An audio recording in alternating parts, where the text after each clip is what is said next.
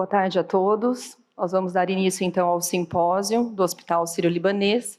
Quero chamar aqui para compor a mesa o professor Roberto Calil Filho, diretor-geral do Centro de Cardiologia do Hospital Sírio-Libanês e professor titular do Departamento de Cardiologia da Faculdade de Medicina da USP. Por favor, professor. Quero chamar o professor Alexandre Abizaid, médico cardiologista e intervencionista do Hospital Sírio-Libanês, o mais novo professor titular da cardiologia da Faculdade de Medicina da USP. Quero chamar o professor Fábio Jatene, médico responsável pela cirurgia cardíaca do Hospital Sírio-Libanês e o professor titular do Departamento de Cirurgia Torácica da Faculdade de Medicina da USP. Dr. Luciano Baracioli, nosso coordenador das unidades críticas do Hospital Sírio-Libanês. Doutora Thalia Falcão Dalsóquio, coordenadora de pacientes internados e práticas médicas do Hospital Sírio-Libanês.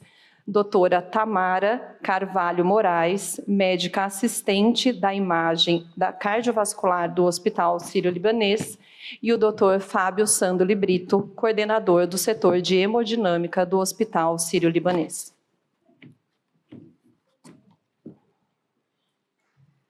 O professor Calil vai dar as boas-vindas.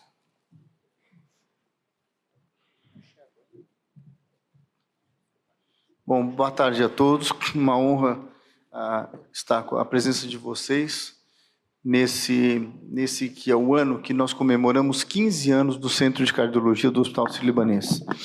15 anos de muita luta para montar um centro especializado em ensino. Nós temos nossa residência médica, que já está há 14 anos, 2010 foi aprovado, ensino, pesquisa e assistência. Então, esse ano, 15 anos, nós vamos ter vários eventos durante o ano, esse é um deles, o Simpósio SOCESP, até o fim do ano, comemorando esses 15 anos. Mas uma honra tê-los aqui. E hoje um tema bastante interessante, que é a vulnerabilidade da placa vulnerável, com novos métodos, e agradeço de novo a presença de vocês, da mesa, e tenham um bom simpósio. Perfeito, então vamos começar o caso clínico. Preparados? Então, vamos lá.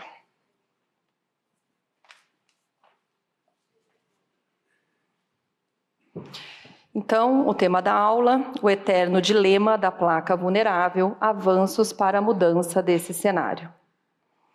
A gente começa, então, com um paciente que refere dispneia aos esforços habituais, com piora há cerca de 2 semanas, ele passa no seu cardiologista de rotina. Ele pede uma angiotomografia de artérias coronárias, ou seja, uma prova anatômica, diante da recorrência dos sintomas. E do resultado dessa tomografia, ele encaminha para a internação no Hospital Sírio-Libanês. Então, é um homem de 59 anos, natural de Teresina, Piauí.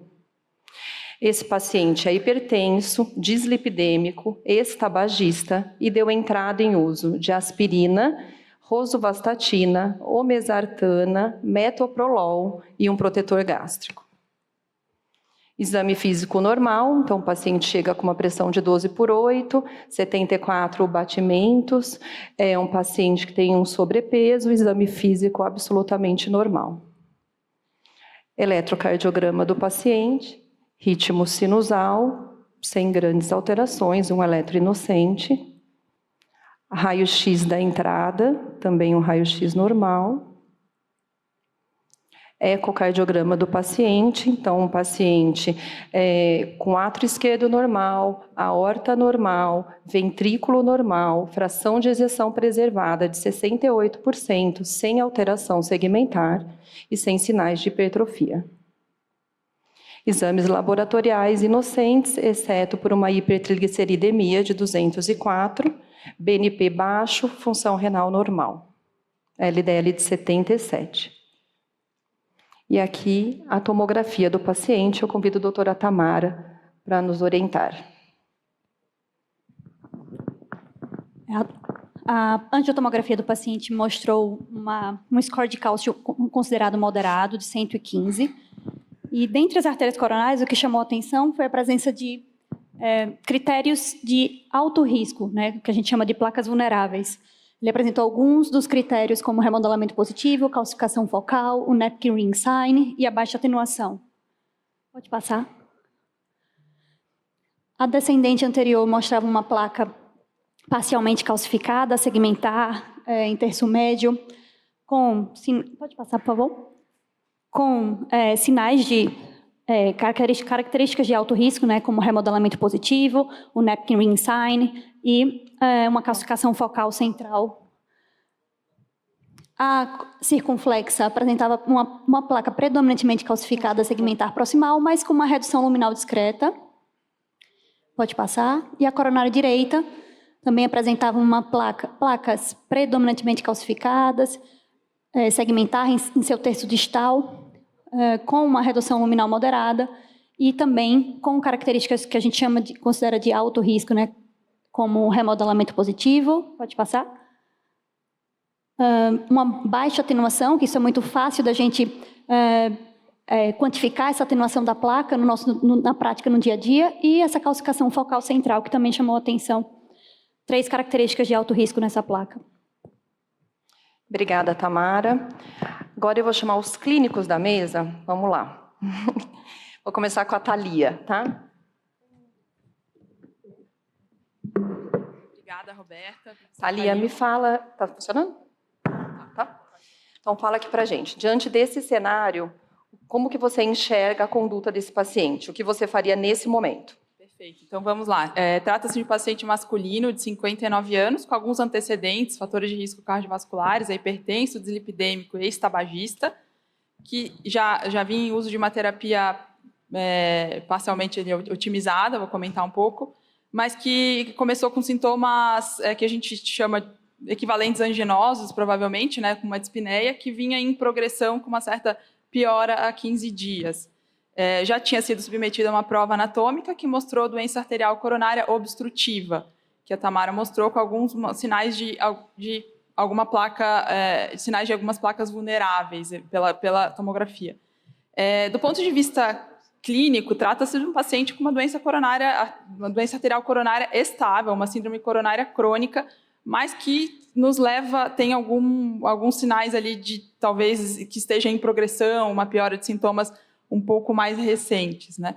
Diante desse cenário, o que é possível? Eu vou comentar primeiro o que é possível e depois o que eu faria, né? O que é possível? Nós temos 3 alternativas, né? Primeiramente, uma otimização do tratamento clínico com intensificação da terapia com estatina, eventualmente associar um outro anti-isquêmico, aumentar a dose do metoprolol e acompanhar esse paciente, né? Acompanhar clinicamente e, se os sintomas persistirem, prosseguir na investigação.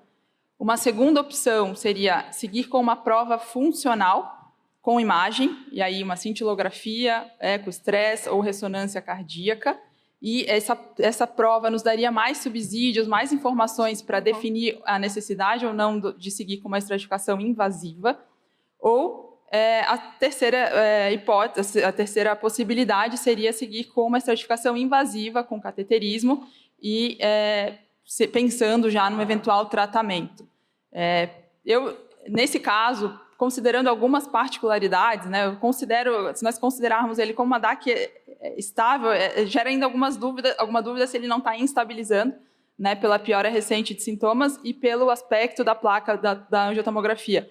Eu acharia uma conduta mais segura, passar a fazer uma estratificação invasiva com cateterismo e aí sim, já pensando em tratar, já que acredito que a gente não tenha tanto ganho nesse paciente que já vem em tratamento. Claro que dá para otimizar o tratamento clínico, não vamos deixar de otimizar, vamos otimizar, mas acredito que ele continuará sintomático a despeito da otimização do tratamento. Então, a ideia é estratificação invasiva com objetivo de controle de sintomas. Perfeito. Então, a gente vai fazer um cateterismo, certo, mesa? É isso? Então, tá bom. Então, cateterismo realizado pelo professor Fábio Sandoli Brito Júnior. Roberto, acho que fica claro aí para todos que é uma coronária direita dominante, né? Grande, anatomicamente importante. Vou só esperar ter a imagem melhor na tela. Se puder voltar a coronária direita, por favor. Volta, por favor. Aí, obrigada. Isso.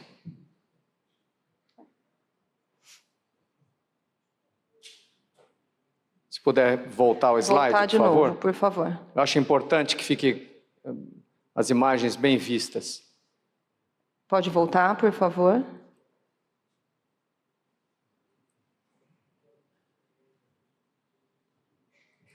Isso. Não. Mais uma. Slide anterior, por gentileza. Aí. Se puder mostrar as imagens na coronária direita, vocês podem observar que tem uma lesão distal antes da bifurcação, uma lesão quantificada em 70%. Não é uma lesão suboclusiva, mas uma lesão, vamos dizer, limítrofe aí, na faixa de 70% distal na coronária direita antes da bifurcação, imediatamente antes da bifurcação. Na coronária esquerda, a gente pode ver uma lesão proximal na descendente anterior, depois os senhores vão ter a oportunidade de ver em imagem parada com maior detalhamento, mas essa imagem na descendente anterior com uma lesão importante no terço proximal da descendente anterior.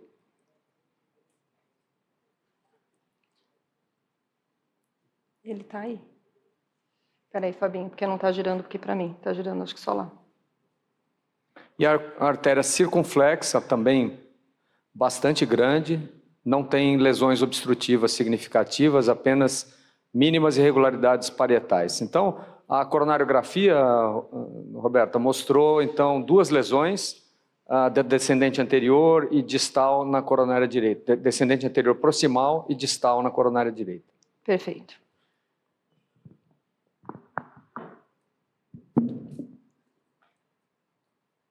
Então, a gente tem, como o Fabinho comentou, uma lesão no terço médio da DA em torno de 70%. E aqui eu quero chamar os clínicos da mesa. Vou começar com o Luciano Baracioli. Doutor Luciano, o que você faria nesse cenário? Então, um paciente com uma lesão distal na CD e terço médio da DA focal. Bom dia a todos. Primeiramente, dizer que é um prazer estar aqui novamente nesse nosso simpósio. Obrigado. A Thalia já bem explorou no conceito de estratificação invasiva ou não. Eu tive uma interpretação que esse paciente de 59 anos vem tendo um equivalente isquêmico progressivo. E me dá a sensação que ele vem como se comportando como uma placa instável, no sentido de piora recente dos sintomas. Portanto, hora que a gente olha esse cateterismo com uma lesão moderada, tanto de DA quanto CD, eu não estou, nesse momento, confortável para fazer um tratamento nesse paciente, a certo ponto de vista de procedimento invasivo.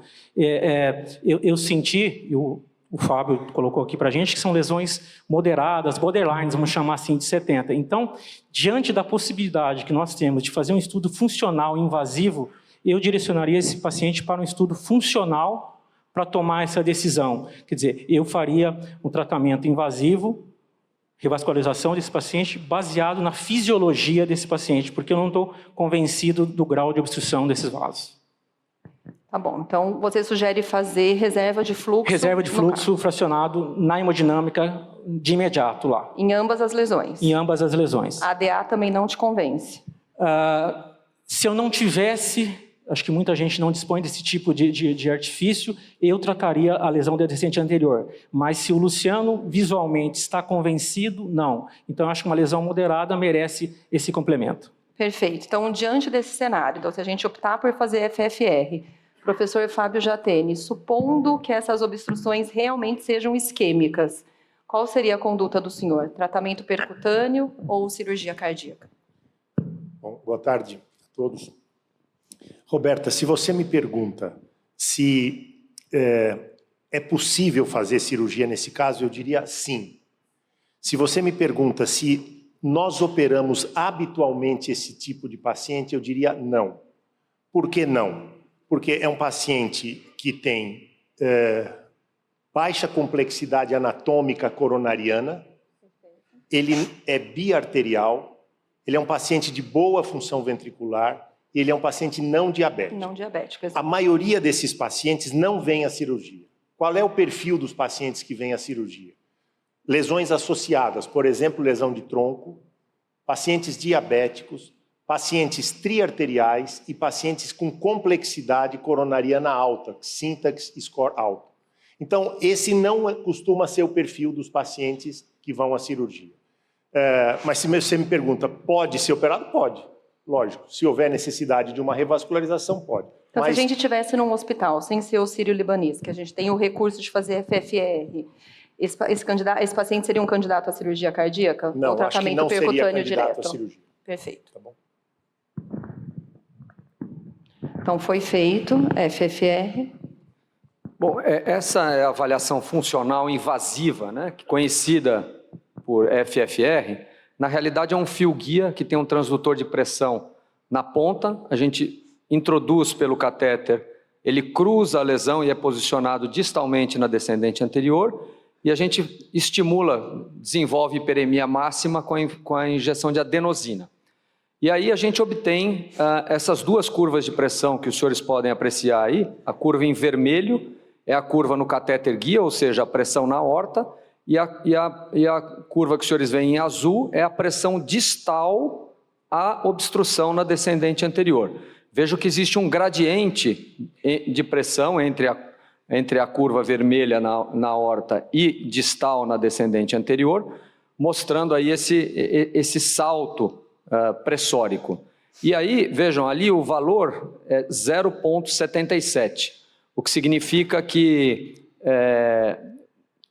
essa relação da pressão na aorta pela pressão distal deu essa relação. Nós consideramos positivo o FFR que se encontra abaixo de 0,8. Então, aqui nesse caso, Roberta, essa prova aqui é uma prova funcional positiva para a isquemia no território da artéria descendente anterior, mostrando que essa obstrução é funcionalmente importante. Perfeito. E na CD, Fabinho? A coronária direita, nós utilizamos o mesmo método, né? Então, esse mesmo fio posicionado, e vejam que aí o fio posicionado distalmente ali naquele ramo descendente posterior, a relação nesse caso foi de 0,96. Então, esse FFR foi considerado negativo, ou seja, é uma lesão que nesse estágio ela é funcionalmente negativa. Então, cenário atual, um paciente de baixo risco, com uma lesão importante na descendente anterior e uma lesão na direita, com uma lesão intermediária, com uma prova funcional negativa. Todo mundo de acordo? Tá. Diante desse cenário, a gente tem mais algum recurso, professor Abizaide? Eu quero.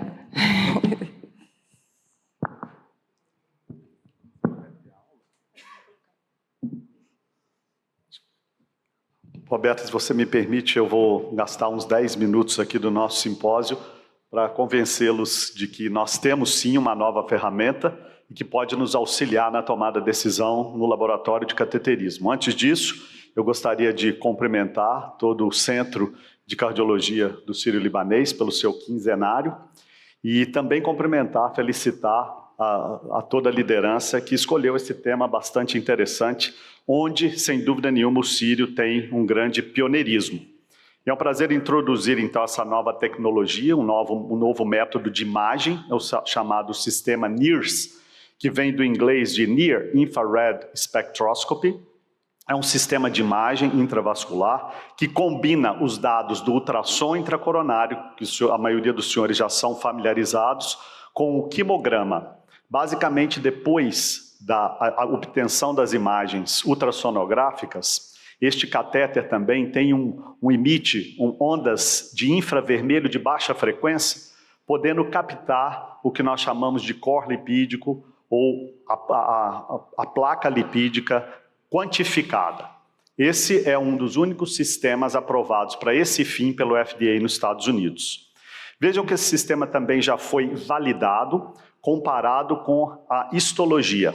Obviamente, nós temos que ter um método ouro para comparar com este método novo, e tanto em modelos pré-clínicos, em animais como em pacientes, há mais de 10 anos que esse sistema vem sido validado, mostrando aí a quantidade lipídica em amarelo naquele determinado segmento. A nível de definição, eu diria para os senhores entenderem o que é uma placa lipídica significativa ou que eventualmente pode causar algum evento cardíaco no futuro, definiu-se como num espaço de 4 milímetros uma concentração, um índice chamado de Lipid Core Burden Index, é um índice de carga lipídica, né? Maior do que 400. Quando esse índice é maior do que 400, para os senhores guardarem mais um número, além do FFR, além da área luminal mínima pelo ultrassom, esse é um índice que aceita-se internacionalmente como uma carga lipídica que pode causar problemas no futuro.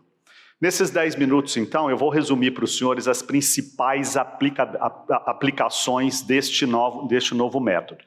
Vejam que nós já temos as atribuições já conhecidas pelo ultrassom, e não vou perder tempo com isso, onde nós conseguimos quantificar não só a carga de placa, a área luminal mínima, os resultados após o implante do stent. Eu vou concentrar com os senhores rapidamente como este novo método determina a morfologia da placa e identifica a placa vulnerável. E como ele garante também, durante o procedimento, uma vez optado pelo tratamento, a cobertura total daquele segmento pelo stent. O intervencionista erra menos quando usa esse dispositivo. E é uma ferramenta, sem dúvida nenhuma, muito eficaz para testar terapias como, por exemplo, estatina.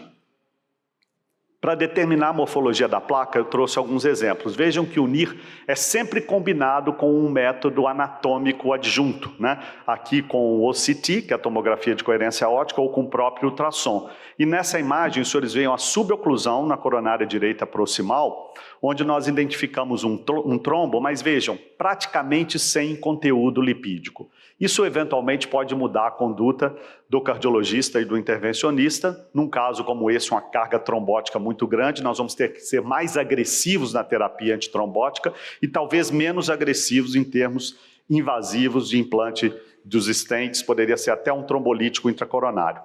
Vejam um outro exemplo, muito parecido ao aspecto angiográfico da lesão anterior, mas aqui os senhores observam um conteúdo com muito cálcio e trombo adjunto, mas com conteúdo lipídico muito exacerbado. Vejam o lipograma em amarelo, ele colore e fica muito fácil da gente identificar. Esse sim é um paciente que provavelmente vai precisar de uma técnica abrasiva, um implante de um stent, para que o ganho luminal seja mais favorável. Então, 2 exemplos para que os senhores entendam como esses dispositivos podem nos ajudar.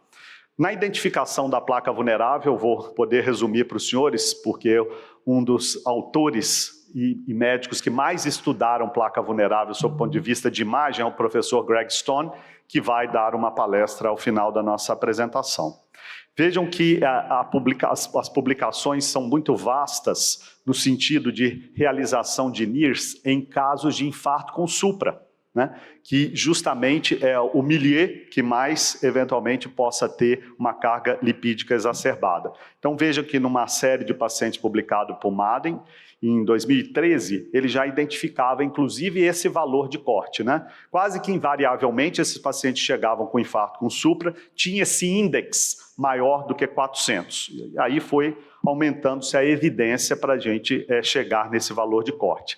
Além disso, grandes estudos randomizados, um deles publicado pelo Ron Waxman no Lancet, há poucos anos atrás, comparou então os pacientes que tinham uma lesão grave, que foi tratada com stent, e os investigadores examinaram as artérias adjuntas, as artérias vizinhas, que tinham placas moderadas.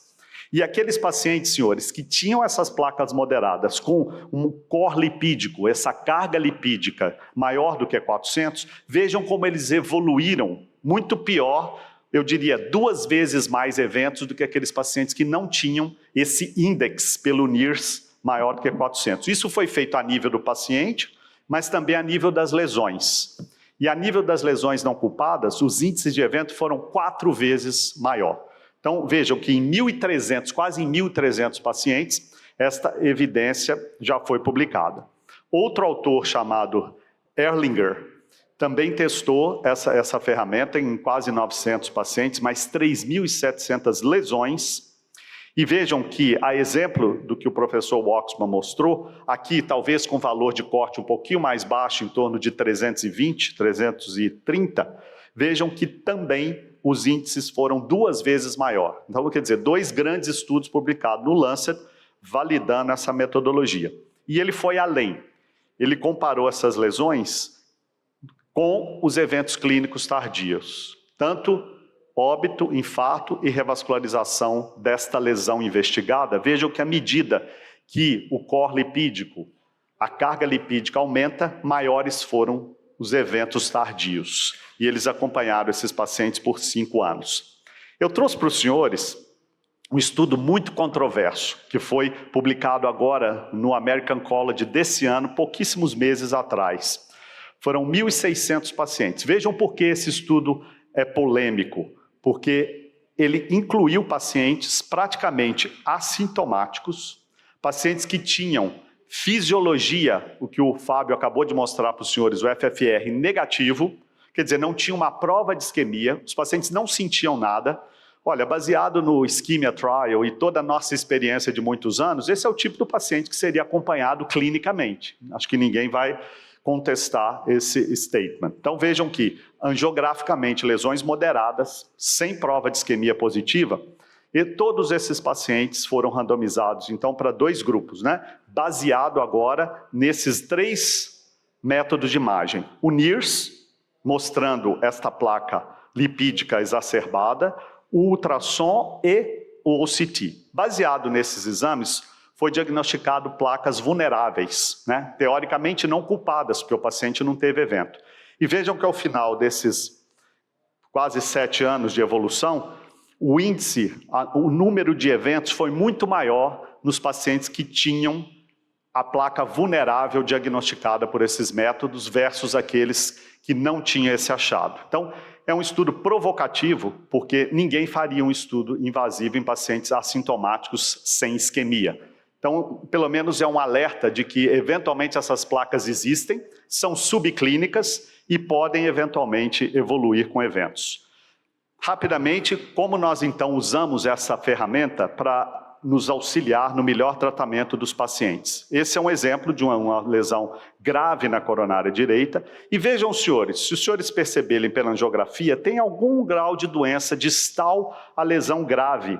E vejam que o NIRS mostra isso muito bem, não só no ponto da lesão, que tem uma carga lipídica maior, mas distal, aqui onde eu ponho uma seta. Então vejam que, teoricamente, o intervencionista não precisaria obrigatoriamente tratar essa lesão também. Mas o NIRS reforça que é talvez distal a essa lesão da coronária direita não culpada, né, uma lesão não culpada, poderia causar um evento. Então o stent que seria nesse segmento deixaria descoberto a lesão distal. Vejam que esse é um outro exemplo, talvez até parecido com o que nós discutimos aqui essa tarde, de uma lesão moderada na coronária direita, onde a carga lipídica foi elevada. Vejam como este paciente evolui 3 anos depois. É admitido no hospital com infarto com supra, uma lesão suboclusiva, e vejam o eletro desse paciente. Eu não entendo de eletro, mas eu acho que é um supra, né, Roberta? Então, vejam aí, comparando a angiografia de base versus 3 anos depois, uma lesão suboclusiva, e se nós tivéssemos ouvido ou prestado atenção nos achados do NIRS, talvez esse paciente pudesse ter evitado este evento tardio. Por fim, uma ferramenta muito poderosa para avaliar inúmeros protocolos de pesquisa. Eu só trouxe um para os senhores. Veja que é um estudo mecanístico de 300 pacientes, onde uma terapia hipolipemiante foi implementada de uma maneira muito mais agressiva, com alirocumab mais rosuvastatina, versus placebo e rosuvastatina apenas, com 3 objetivos: para diminuição do LDL, diminuição da carga de placa pelo ultrassom e da carga lipídica pelo NIRS. Esses foram os métodos utilizados nesse estudo. E vejam, senhores, que não surpreende a ninguém encontrar uma redução do LDL quando nós combinamos 2 estatinas potentes. Isto, obviamente, foi um achado óbvio. Mas vejam também, mecanisticamente, pelo ultrassom intracoronário, uma redução significativa da carga de placa. Isso é uma regressão de placa, que é muito raro a gente documentar isso na prática.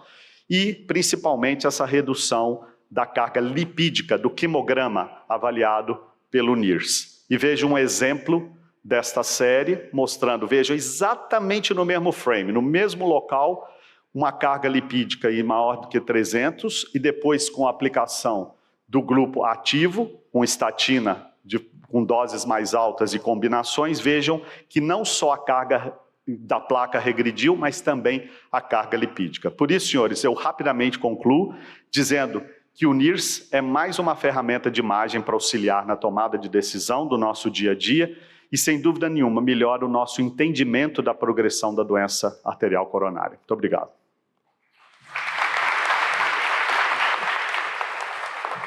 Obrigada, professor. Vamos seguir com o caso clínico. Vamos fazer NIRS? Não está passando. Aí, Roberta, então nós, como você mencionou, nós decidimos então ir adiante, tratar a descendente anterior. Foi implantado um stent na descendente anterior, cobrindo aquela lesão proximal que os senhores já tiveram oportunidade de ver e funcionalmente importante.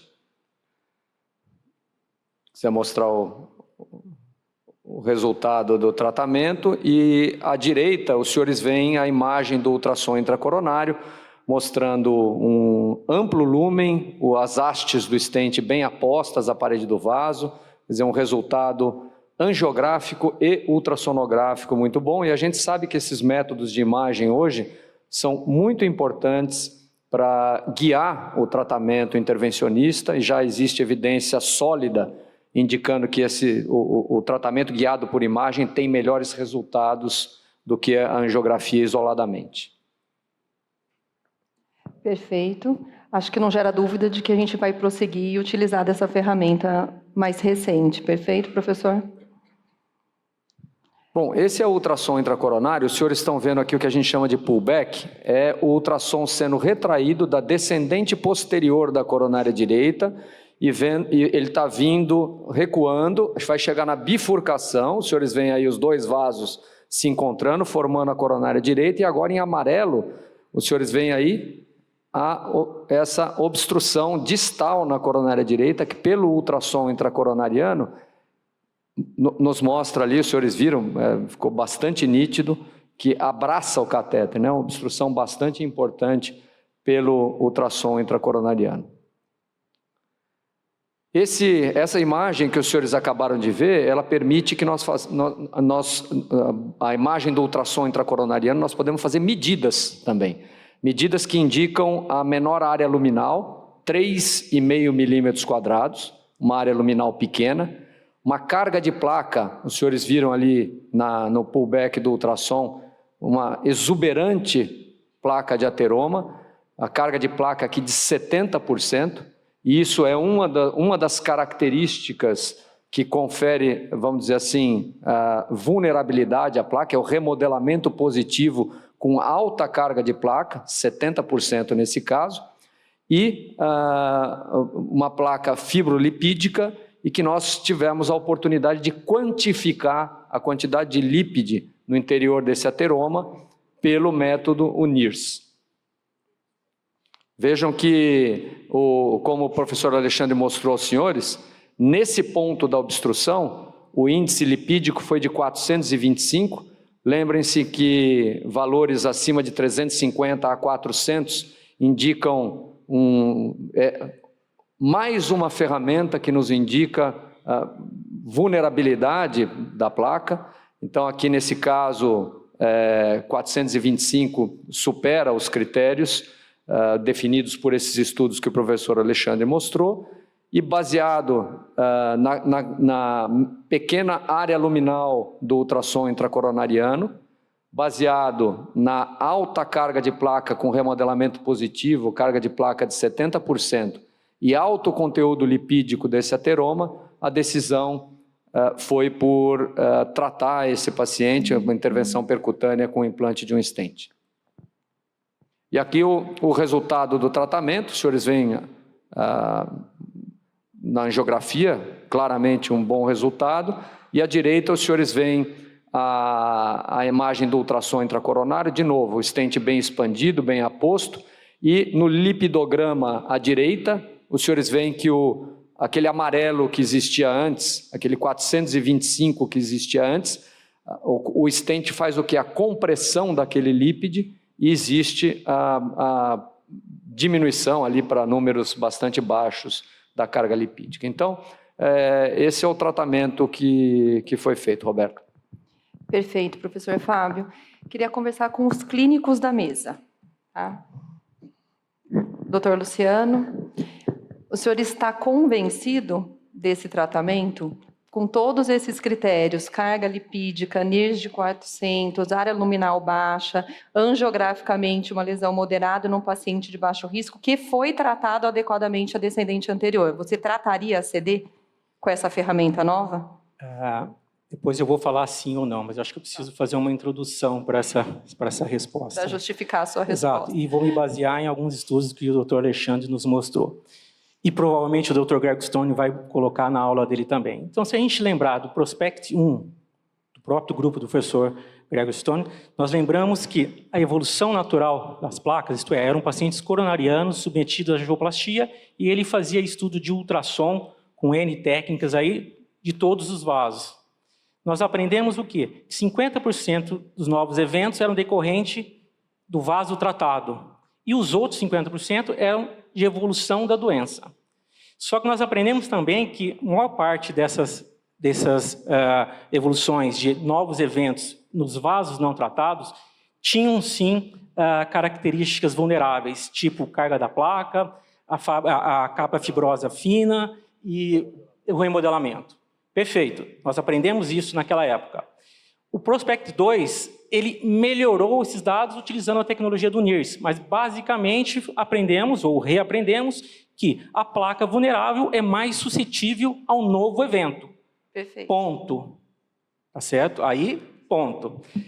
O Prevent, que foi bem colocado pelo Alexandre, talvez seja o primeiro estudo moderado sugerindo que se você faça um tratamento precoce preventivo. Puxa, mas aí nós baseamos nesse estudo? Não. Na minha opinião, ainda é muito cedo. Nós precisamos ter outros estudos semelhantes a esse. Por quê? Nós sabemos, e também foi demonstrado pelo Pacman, e tem outros estudos, mostrando regressão da placa com autotratamento. Seja com nível, a estatina de alta intensidade, associado ou não a inibidor de PCSK9 e os novos outros aí, tipo inclisiran, que também está entrando. Então, estabilizar uma placa não significa colocar um stent numa placa. Exato. Estabilizar uma placa, nós temos o lado clínico, e eu estou defendendo o clínico. Esse paciente tinha 70 e pouco de LDL, quer dizer, nós temos que intensificar, 77 de LDL.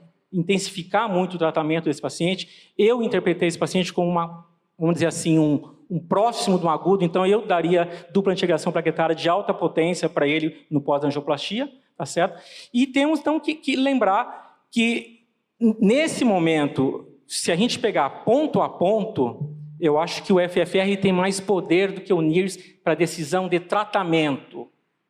Porém, é uma ferramenta inicial, tá certo? Utilizada, que eu imagino que foi usado um contexto É mais um fator, mais né, um Luciano? fator para nos Dentro dar da a decisão. equação do processo decisório tem vários fatores e esse é um fator que nos dá mais uma informação que ajuda nessa tomada de decisão. E eu estou de acordo, porque é uma ferramenta para a ciência e que está entrando no lado prático da coisa do ponto de vista de tratamento, porém, eu não acho... Ele é um peso na equação, não é o fator decisivo, é um conjunto. Agora, se você me apertar entre sim e não... A minha resposta, eu dei no começo, né? Era não, porque eu ia seguir o funcional. E nem teria usado o NIRS? Teria. Teria, porque eu acho que nós temos que aprender mais uma ferramenta e a DA, eu creio que nesse caso também tinha sido feito na DA ou não me lembro exatamente, Fábio, mas que mostrava também cargas de... Mas a transmissão é que nós temos que estabilizar essa placa, seja na equação com o stent, mas para o clínico me agrada muito mais uma estabilização clínica. Sim, mas vamos lembrar que é uma ferramenta nova, né? E que ela traz outros dados que possam vir a contribuir nessa escolha. Professor Calil.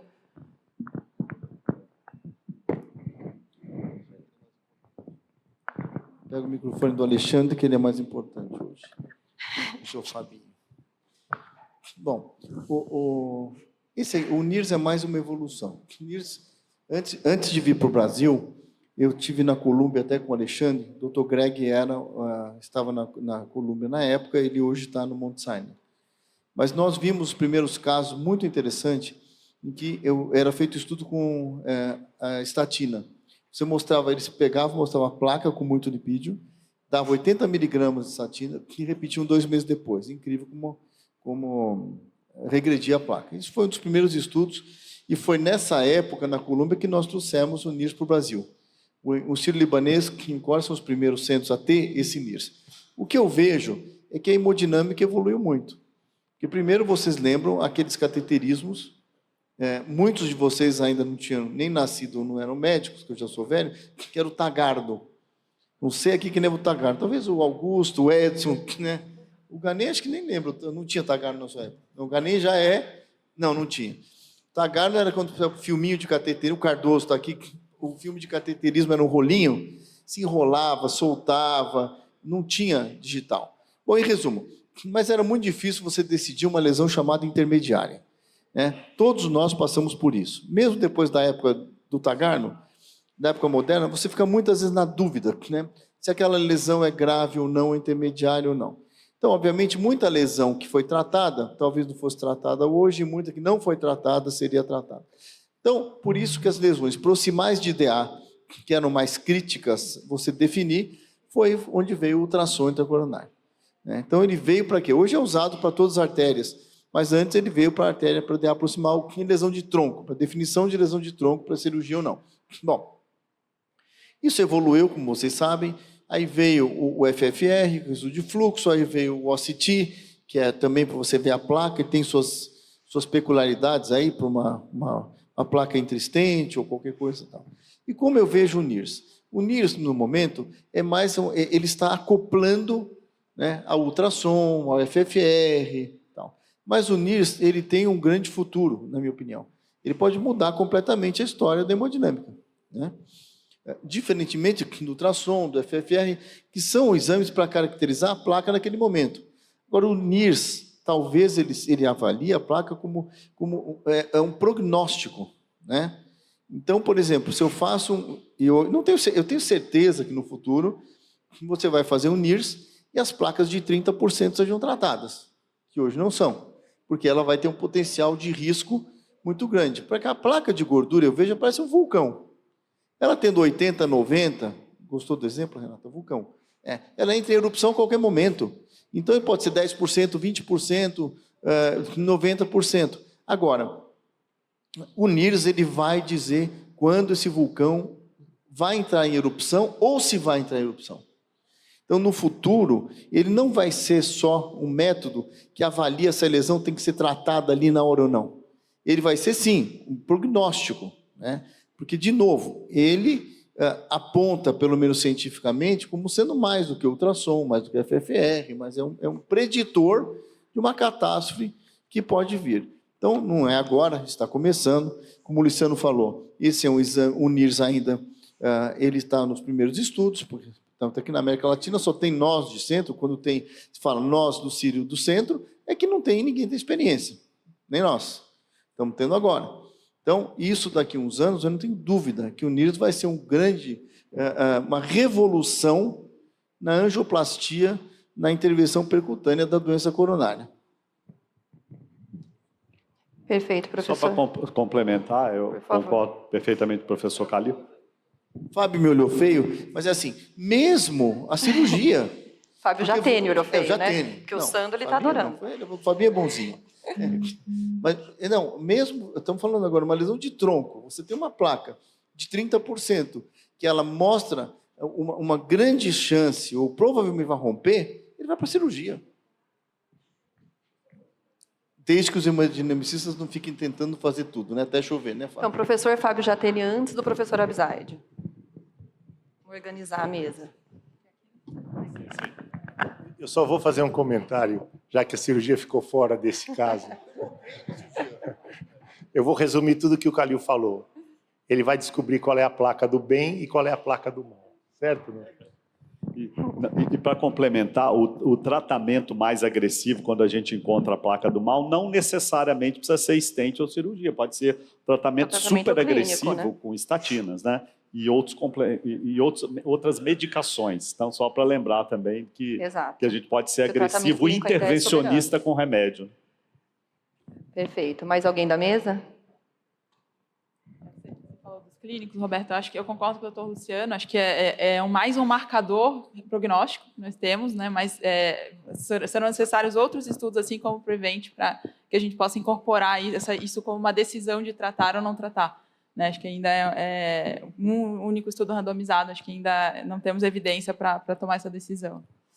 Tamara? Trazendo um pouco a experiência assim, do médico que faz a imagem, né? A gente tem a chance nos serviços assim, de ver esse paciente 2 anos depois, fez uma angiotomo de coronária, retornou 2 anos depois, e é comum os 2 cenários. A gente vê aquele paciente com placas vulneráveis, que a gente, pela nossa sociedade, chama com características de alto risco, retorna, intensifica o tratamento clínico, retorna 2 anos depois, e essas placas estão completamente estáveis, né? Perderam aquele remodelamento positivo, algumas vezes regridem completamente ou estabilizam no sentido de ficarem completamente calcificadas. Mas também a gente vê o outro cenário, completamente oposto. A gente vê placas com características vulneráveis, não sabemos se o paciente aderiu ou não, né? Mas às vezes faz tudo certinho, volta 2 anos depois, continua igual, a mesma placa, o mesmo remodelamento positivo, uma bomba relógio, né? Assim, em 2 anos, com tratamento clínico otimizado, fazendo tudo certinho, voltou, fez um angiotomo de coronária, continua com uma placa de baixa atenuação, remodelamento positivo, mas com uma redução luminal moderada, em torno de 50 a 70, eu acho que nesse cenário, assim, tem que individualizar, né? Valeria a pena, talvez, ir para uma prova, ir para um exame invasivo, fazer uma tecnologia nova para a gente ter mais uma ferramenta para intensificar mais tratamento, ou se já tiver tudo no limite, né, tratando tudo certinho, aí quem sabe já partir para uma intervenção invasiva, né? Perfeito. Então, o paciente evoluiu estável, assintomático e livre de novos eventos em 9 meses. Agora, a gente vai ter uma aula do professor Greg Stone, que é cardiologista e intervencionista e diretor do Academic Affairs Monte Sinai. E ele nos concedeu uma aula a pedido dos professores da mesa. Ele é o PI do estudo Prevent, e a gente vai apresentar essa aula agora para vocês, depois a gente finaliza com alguns comentários. Hi, this is Greg Stone from Mount Sinai Heart Health Hospital in New York City. And it's great to be here today to speak to you about how we identify vulnerable plaque using invasive imaging in the cardiac catheterization laboratory. And this is a very hot topic because at the recent ACC, we got new data from the PREVENT trial suggesting that we can improve clinical outcomes by treating vulnerable plaque with PCI, first powered trial to show that, but first we have to know how to identify them. So that's what I'll speak about today. And these are my relevant disclosures. So I've been interested in vulnerable plaque for many years, actually since the late 1990s. And I really got excited from this NHLBI dynamic registry that looked at 3,747 patients who underwent PCI and noticed that within within 1 year, about 6% of the patients developed a new progressive lesion in another vessel other than the PCI vessel that required PCI. And most of these patients had presented with acute coronary syndromes. And in these patients, the plaque had progressed substantially from about 42%, and you can see baseline here, maybe kind of a 20% diffuse disease in the mid-right coronary, to here at 133 days later, you get a subtotal occlusion of this right coronary artery, and the patient presented with unstable angina. So this is what clinically we've determined a vulnerable plaque, and that is a plaque that places the patient at risk for a future acute coronary event, either an ACS or myocardial infarction, sudden cardiac death, et cetera. Or in some cases, you may have atypical chest pain or just progressive atherosclerotic stenosis. But it is usually a lesion that you have rapid lesion progression. In this series, they went from about 42% by QCA to 84% by QCA at a median of 5.2 months. Now, the question is, why did it happen there? Why not here? Why not down below? Why not in the right posterolateral branch or in the posterior descending artery where there's maybe more of a diffuse 50 or 60% stenosis? And it always seemed like this occurred in the proximal and mid-coronary tree, usually at mild atherosclerotic narrowness. Well, we've since learned that most of what we treat with PCI and CABG is not the type of lesion that causes that sudden rapid lesion progression and causes an ACS. It's more like this lesion, a 75 or 80% stenosis in the mid-right coronary, and this causes exertional angina or dyspnea on exertion, and we'll do PCI or we'll bypass it and make the patient feel better. But most of these lesions, when we look at pathologically, we see this pathoanatomy, what we call pathologic intimal thickening, or more garden variety atherosclerosis. Sometimes there's a calcific component, so it could be fibrotic or fibrocalcific, but this lesion tends to encroach on the lumen, so causes ischemia and symptoms, but rarely, if ever, progresses to total occlusion or thrombosis. And so bypassing them or doing PCI makes the patient feel better, but doesn't prevent death or myocardial infarction. In contrast, most of the lesions that cause acute coronary syndromes are these types of lesions, what we call thin cap fibroatheromas, or TICFAs. And these have a well-formed necrotic core, which consists of cholesterol esters, and dead inflammatory cells, on top of which is this thin fibrous cap. By thin, we usually talk about less than 65 microns that separates the necrotic core from the lumen. And this is a very metabolically active plaque, which is infiltrated with macrophages and other inflammatory cells. And those cells release matrix metalloproteinases and other digestive enzymes, which can cause the cap to rupture. And when that cap ruptures, it exposes the necrotic core, which contains a lot of very prothrombotic content, including tissue factor. And you can go from this picture to this picture in a matter of minutes to hours to days. And that is a thrombotic occlusion of the coronary artery. Now, often these lesions on the left, at least half the time, are not flow limiting. You can see the lesion is pretty big here, okay? Because as this plaque gets deposited, you have positive remodeling of the vessel. But nonetheless, when you get a thrombus on top of this, the large thrombus can occlude the vessel. And whether the thrombus is totally occluded or partially occluded or occlusive, or where it is in the coronary artery, will determine on whether the patient presents with sudden cardiac death, a big myocardial infarction, small MI, unstable angina or non-STEMI, or sometimes just atypical chest pain, or it could be asymptomatic. And if that thrombus organizes, it then leads to atherosclerotic plaque progression. Now, it's not quite that simple. Plaque rupture of these thin cap fibroatheromas, here you can see a nice example, and these are cholesterol clefts, occurs in probably about 75% of the cases. But in about 20 to 25%, there can be plaque erosion. And these are proteoglycan-rich plaques that often have a thick fibrous cap, if any discernible fibrous cap, and the surface tends to erode on which thrombus can form. And then in a small minority of cases, you'll have these eruptive calcified nodules, which can serve as a nidus for thrombus. But most of the effort that causes the large myocardial infarctions and acute coronary syndromes are the plaque ruptures from a thin cap fibroatheroma. So we have to be able to look at all the plaque in this artery, some of which we can't even see because the angiogram is a very poor discriminator of how much plaque there is. And we need to be able to differentiate this, the so-called stable atherosclerotic plaque, inactive, non-inflamed, for example, pathologic intimal thickening, from this, the vulnerable atherosclerotic plaque, which can be the exact same in terms of its lumen, but it's got this well-formed necrotic core with this thin overlying fibrous cap.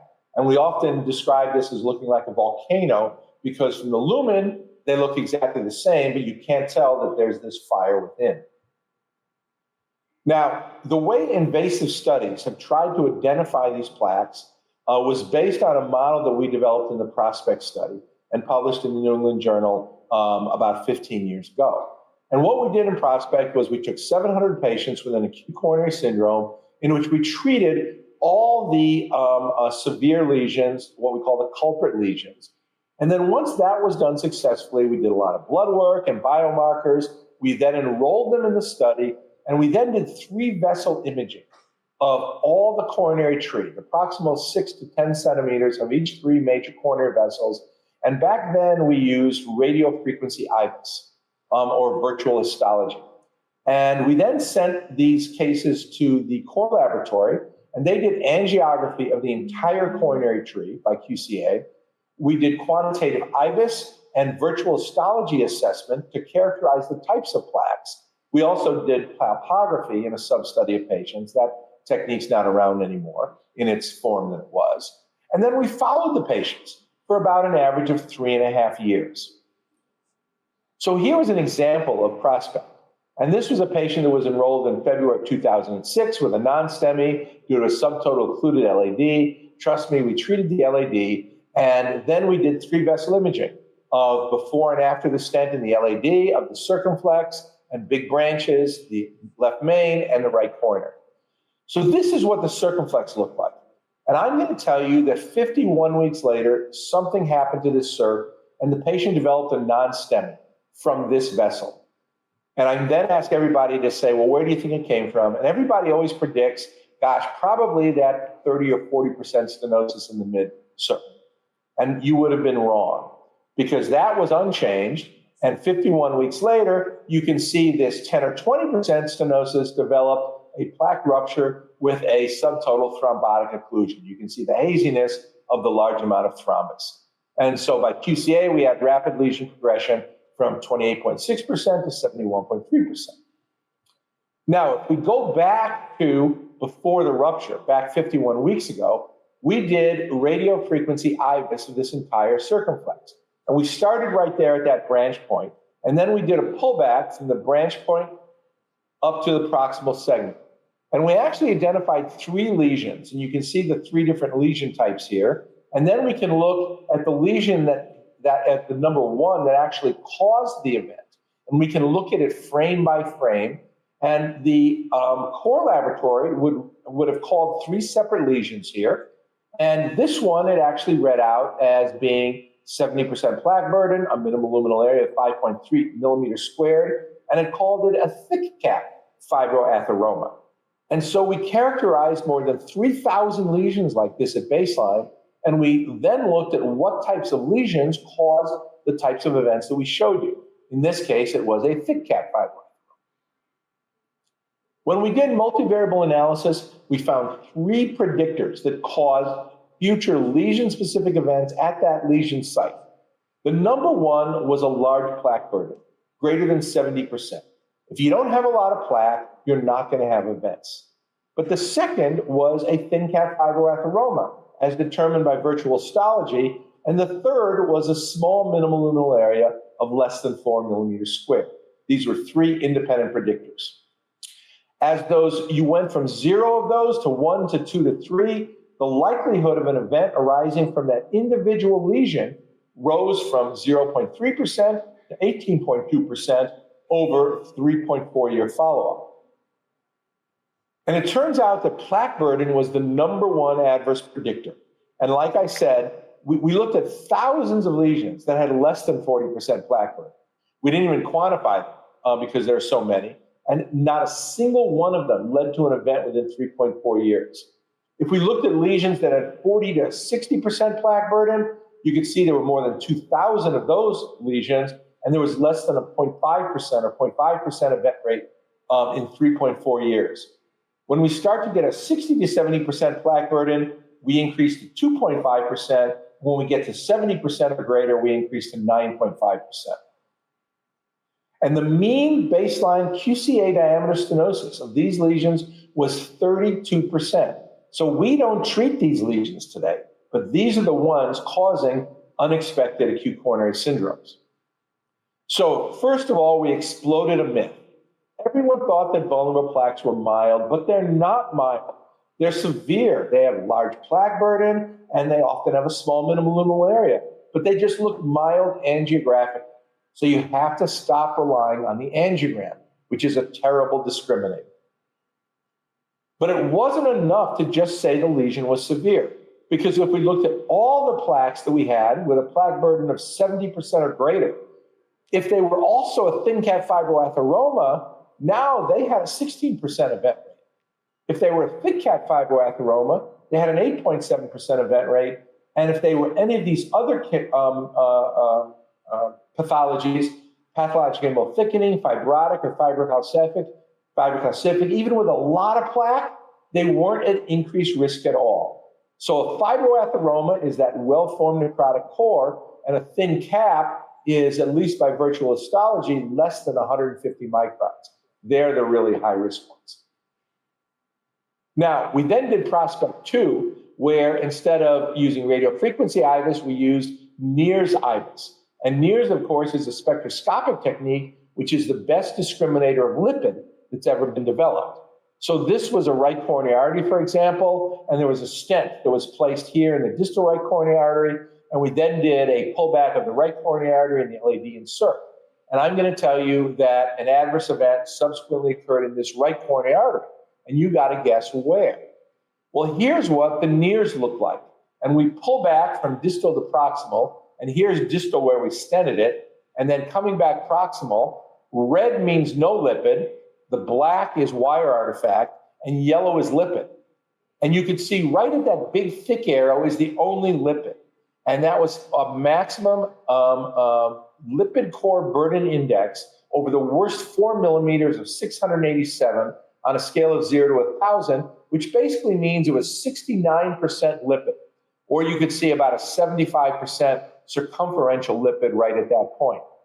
Here's what that point looked like by NIRS IVUS. You could see the minimal luminal area is 3.8 millimeters squared. The plaque burden was 80%, and you can see it was about 50% lipid arc. You can see the lipid circumference here. But notice the IFR was 0.95 in this entire right coronary artery. Nonetheless, what happened at 3 years? Rapid lesion progression right where the lipid was that caused a non-ST segment elevation MI. When we looked in Prospect 2, the 3 multivariable predictors of future events right at that lesion site was, again, number 1, plaque burden greater than 70%. No plaque, no events. 2, a large maximum lipid core burden index over 4 millimeters, the upper quartile of all the measured, which was 324.7. And then the minimal luminal area was the third one, but it didn't quite reach statistical significance. So it's really large plaque with a lot of lipid. And we found that you need to have both of them present. I told you that large plaque is not enough, but when you have large plaque with a lot of lipid, that's when you really start having events arising from those individual lesions. Now, there was another study that was done with NIRS IVUS called the LRP study out of Washington, and they found pretty similar results. Plaque burden greater than or equal to 70% was the number 1 predictor, and a maximum LCBI, they used a 400 cutoff, was the second independent predictor. Their third predictor was also MLA less than 4 millimeters squared. They had this being borderline statistically significant as well. So Prospect 1, Prospect 2, and LRP, very consistent. And finally, we go to optical coherence tomography.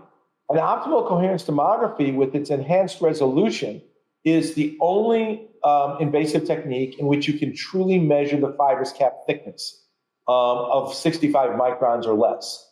And from the combined INTERVENE trial, or the combined OCT-FFR trial, they did OCT in 390 patients. I like this trial because they had all diabetes, and they had intermediate lesions, but they were FFR negative. The mean FFR was 0.88, and 3/4 of these patients had stable ischemic heart disease. And when they looked at patients that had a thin cap fibroatheroma, that is a fibrous cap thickness less than or equal to 65 microns, and a lipid arc of greater than 90 degrees, So it's a thin fibrous cap, and there's a lot of lipid. That's two features. You can see those lesions 4 times increased rates of MACE. By multivariable analysis, the big predictors of MACE were TICFA, a small MLA, and also a patient presenting with a myocardial infarction. There have been other OCT studies that have done this. This one, the most recent, a 3-vessel OCT study in 883 patients with a recent myocardial infarction after a culprit lesion PCI in China. They defined a TICFA as a lipid plaque of less than 65 microns and a lipid arc of 180 degrees.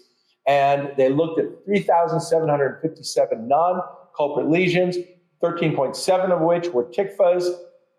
And they had a non-culprit lesion MACE rate at 5.2% at 4 years. And the big predictors in this was a TICFA and an MLA of less than 3.5 millimeters squared were the independent predictors. Finally, just let you know that we've developed a new technique, which you may or may not have heard of, an invasive imaging technique, which is an OCT NIRS catheter. This is called SpectraWave. I was one of the founders of this catheter, which has recently been FDA approved. And this has what we call deep OCT. So it's got an enhanced form of OCT that actually allows you to see deep into the vessel wall. So standard OCT, you can't see plaque burden, but with deep OCT, you can measure plaque burden. And here you can see, for example, a heavily calcified lesion. Normally, we would only call this calcium, but the NIRS arc also tells you that down here, there's also a lot of lipid. Here is, for example, a thin cap fibroatheroma. Here's a big lipid deposit. Here you can see the exquisite resolution here. You can see a thin cap fibroatheroma, 39 microns. You can see these lines of macrophages in the fibrous cap. And here's what happens when it ruptures. And again, here you can see lipid. This is non-ruptured lipid. And then you can see the lipid. This is a big cavity that used to have lipid in it. The lipid is all spontaneous embolized. Here's the lipid ruptured edges as well. You can see small amounts of thrombus adherent as well. So this may ultimately prove to be the ultimate plaque discriminator because you can see, like from this middle, you see the media beautifully. So you can do plaque burden as well as MLA, as well as fibrous cap thickness, as well as the degree of lipid. So can we identify vulnerable plaque? The answer is yes. Radiofrequency IVUS, NIRS IVUS, and OCT can identify non-full limiting plaques that place patients at risk for future adverse cardiovascular events. We have 5 different lesion types: fibrocalcific, fibrous, pathologic involved thickening, thick cap fibroatheroma, and a thin cap fibroatheroma. And these different techniques have different characteristics of what these lesions look like. And they all predict the individual lesions that are at risk. So finally, we've got to be able to look beneath the surface of the arteries to identify vulnerable plaques. And we now have definitive ways that we can do it to differentiate this, the stable atherosclerotic plaque, from this, the vulnerable atherosclerotic plaque that we might consider either pharmacologic intensification for, or perhaps even focal preventative PCI therapy. Thank you very much.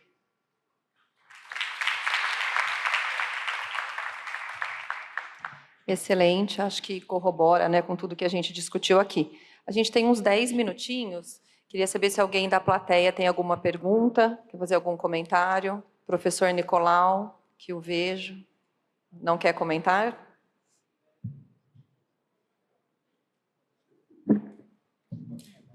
Tem o microfone. Espera só um pouquinho, professor, tem um microfone aqui para o senhor.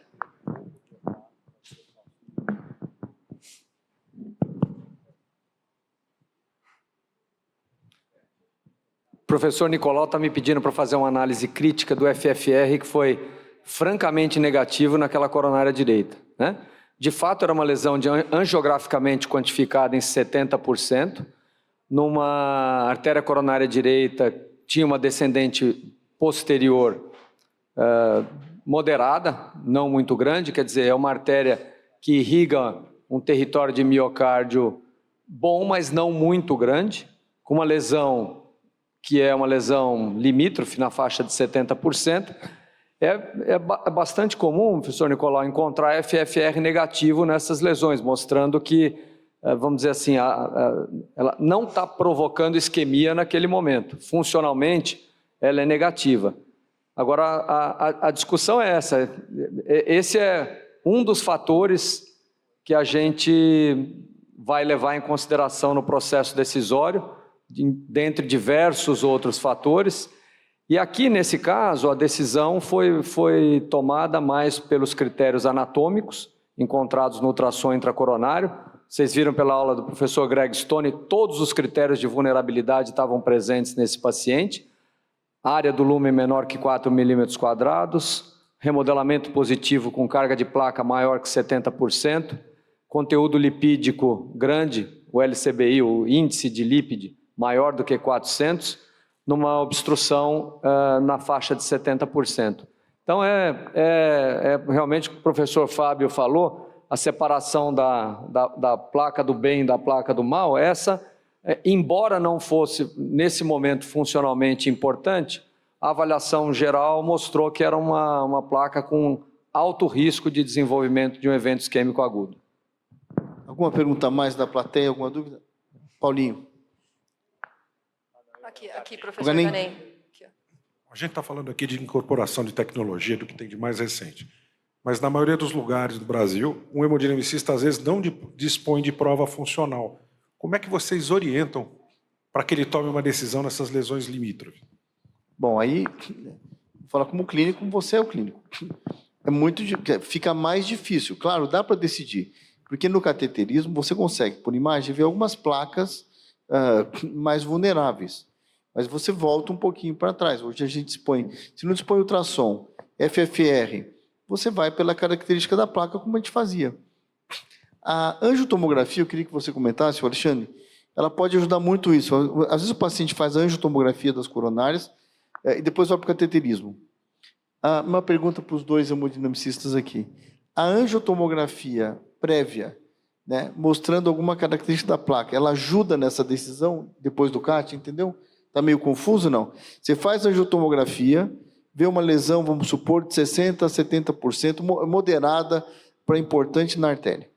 Aí você vai para o cateterismo. A imagem da tomografia ajuda ou não nessa decisão se você não tem ultrassom, não tem FFR, não tem nada? Não sei, Ganem, se... Só acrescentar, do valor da prova isquêmica como a cintilografia na tomada de decisão no paciente estável. Só para vocês comentarem isso. Cintilografia? No paciente estável.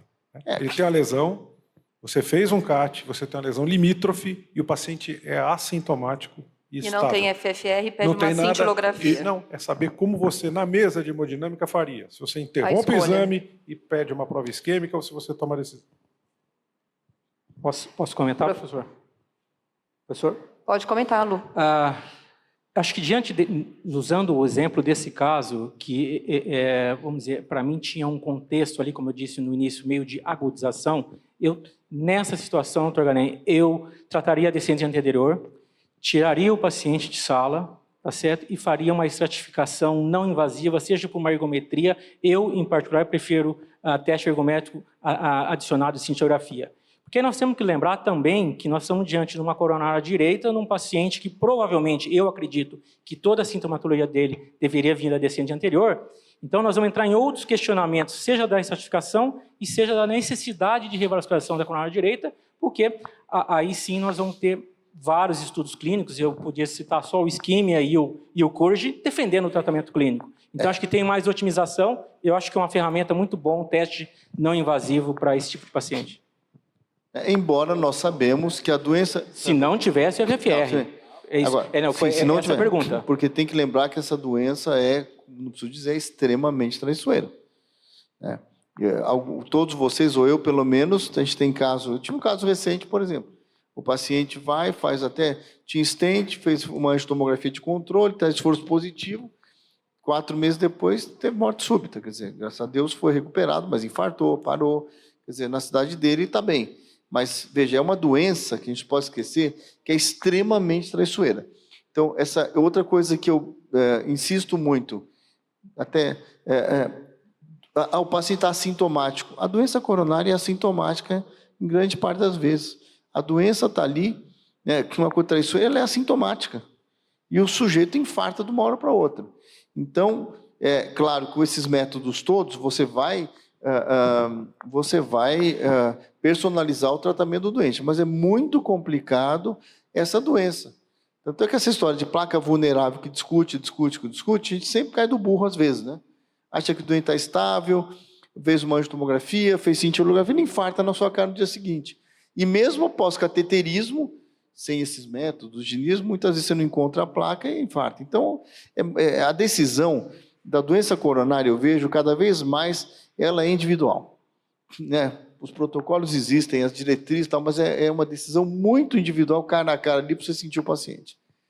Professor Calil, fazendo um paralelo a isso, nós passamos com a coronariopatia aguda, porque nós tratamos o vaso culpado na coronariopatia aguda e tínhamos tendência em tratar as lesões residuais de forma significativas. E hoje nós não temos mais essa dúvida. Nós tratamos o vaso culpado e depois tratamos, e isso vários estudos demonstraram que o que a gente já fazia há muito tempo era o correto, e é o correto. Já na coronariopatia crônica, acho que nós estamos caminhando, e o NIRS vem como uma ferramenta altamente significativa para essa decisão. Mas, de novo, a doença coronária fica muito difícil de decidir.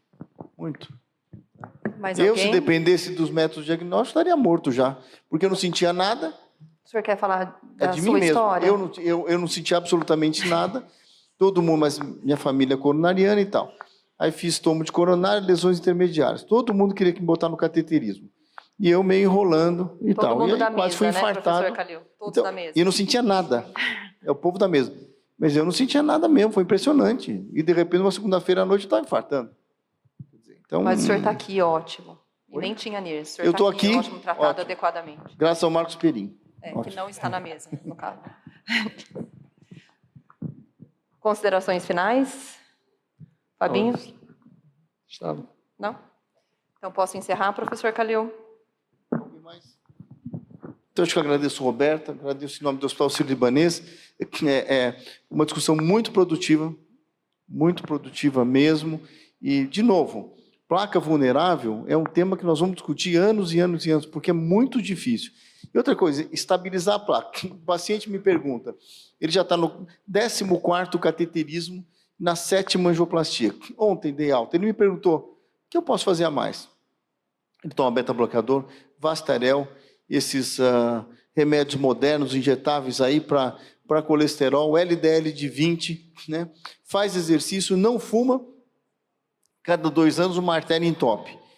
E ele falou para mim, o que eu posso fazer a mais? Eu fui perguntando, então, quer dizer, a história de placa vulnerável, a gente ainda não conseguiu uma medicação que você realmente segure essa placa. É impressionante. Para cirurgia, mas a ponte entope também. Não, estou brincando. Faz cirurgia. Não, mas o Fábio falou certo. Não, olha só, a gente está rindo e brincando para descontrair um pouco, mas o Fábio Jatene, ele tocou num ponto que ele sempre conversa comigo. Tá? Obviamente a hemodinâmica evoluiu, tem métodos, stents e tal, mas tem que pensar muito bem, se rediscutir triarterial, lesão de tronco. Eu acho que tem que pensar muito bem com carinho no procedimento cirúrgico. Cirurgia cardíaca é uma cirurgia de baixo risco, né? E as técnicas são de décadas, convencional, porque muitas vezes você fala, vou ter um corte no peito, aí você é levado a fazer angioplastia de múltiplos vasos, não criticando, só ponderando, porque isso tem que ser muito bem pensado. Porque os stents reestenosam, né? Principalmente no paciente diabético, vocês sabem, no paciente diabético, então, a cirurgia, eu acho, está na hora dela ser repensada do ponto de vista, você tem que colocar firmemente a cirurgia quando o paciente é triarterial. Tá? Não é sem dó, no ponto de sentido. Né, Ganem? Fala um pouquinho. Tá bom. Então, muito obrigado. E o ano que vem estaremos aí com outro tema, uma inovação. E até o ano que vem. Obrigada a todos.